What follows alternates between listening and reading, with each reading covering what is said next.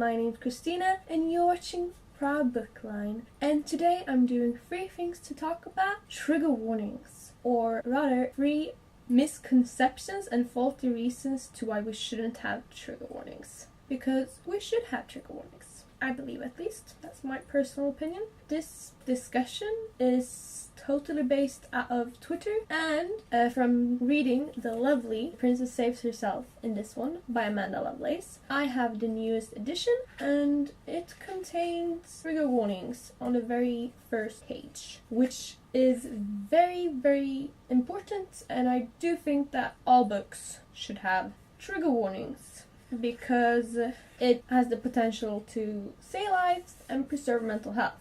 They are very valid, very important, and as you saw, they take up 1 page. That's not that much, but it can do a lot. So I've been on Twitter a lot, and I've seen the discussion going around when it comes to trigger warnings, and the first misconception / faulty reason to why we shouldn't have trigger warnings that I've seen floating around is number 1, that it's a spoiler. No. Trigger warnings are not spoilers, and if your book or your entire plot revolves around, for example, an outing or a rape, and that's the only important thing that happens in your book, then it's not a very good book, is it? My personal opinion, knowing that something happens isn't a spoiler when it comes to things like rape, or that a person becomes outed, or that there's somebody that suffers from an eating disorder, or sexual assault, or child abuse. I personally do not feel spoiled. I do not enjoy books less because I know that the book contains this.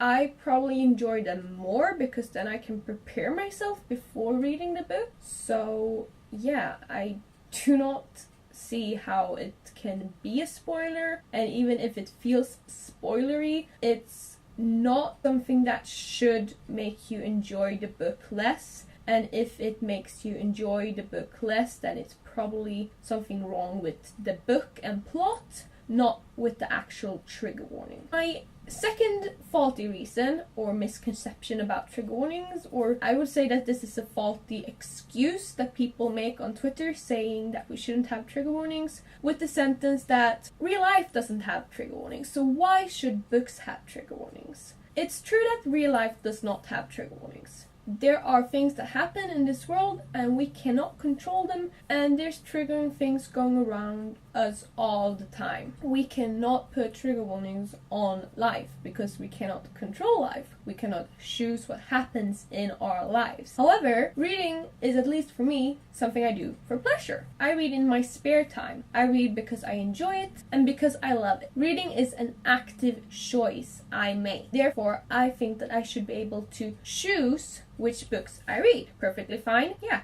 Then I also think that I should be able to choose what kind of content I read, and that I should enable myself, and that I should have the possibility to preserve my mental health and my overall health by choosing not to read books where the main character maybe is going through an eating disorder, or that I can prepare myself before reading about a book that features rape if I'm sensitive to that, which I'm not right now, but maybe I'll be one day, and there's people that are, and that's okay, because books, even if they're not fiction, even if there's biographies, they can still contain trigger warnings and content warnings. I mean, we have movies that are rated PG-15, etc., and people never complain about that.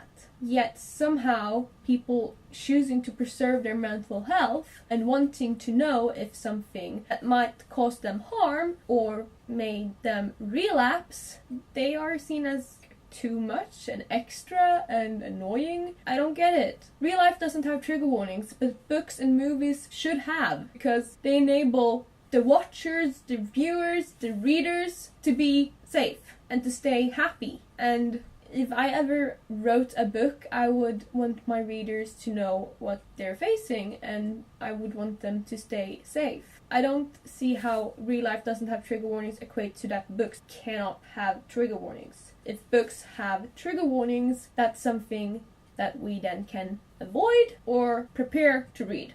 we already have life to deal with, then reading something that we do for fun shouldn't be potentially triggering. That's my opinion. You're allowed to have your opinion, but I really do not see how that sentence, real life doesn't have trigger warnings, is an excuse for books not having trigger warnings. And the third misconception or faulty excuse slash reason that I will be talking about today, that I've been seeing floating around, is that trigger warnings are pointless and they make books problematic. First off, if they are pointless to you, that's okay. That's fine. However, for a couple of humans, they have a lot of meaning, because knowing that a book features something that the person do not want to go into reading right now, knowing that a book features an eating disorder, for example, then choosing not to read that book and not relapsing, that's a pretty big deal for that specific human. Preserving your mental health and feeling okay and not reliving a traumatic event,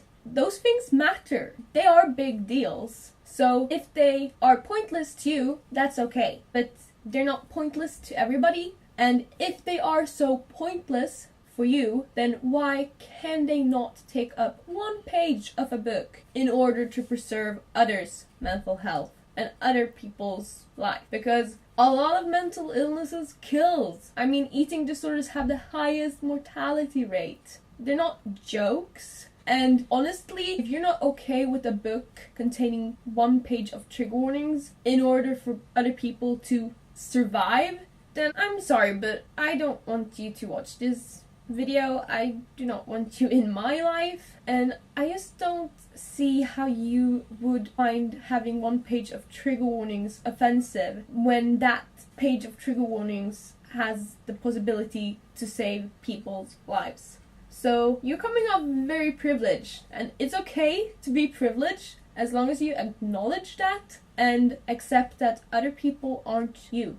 We all have different triggers. Some of us have no triggers. Others have a lot of triggers. That's okay. But please let the books have trigger warnings. They have a purpose, and that purpose is to preserve readers' health and to keep people alive, and for readers to be able to choose what content to read and engage in. That's it. They're not that big of a deal, and I do not really think that we should talk about not having or having trigger warnings, because the thing is, we should have trigger warnings in all books. We can discuss how extensive and if it should be in the beginning or in the end of the books, or how we should label the trigger warnings. That's okay. But the whole discussion if trigger warnings are needed or if they're okay to be in books, that's a discussion that I'm not really willing to have. Because I do believe that trigger warnings are so very important, especially in the world that we're living in right now. Because you do not know what I am going through or have gone through. You do not know what he, she, they, what anybody is going through. You do not know the battles they have fought or are fighting currently, and you have no right to know that. But they have a right to know what a book contains in order to keep on fighting. Sorry if that's a bit ranty, but I hope that you enjoyed this video. If you have anything to add or to discuss, or if you know another misconception or faulty reason that you think we should debunk as well, please let me know down below. I would love to discuss this with y'all, and thank you so much for watching. Your support really means the world to me. I hope that you have a great day / night / whatever part is for you, and I love y'all so much. Bye!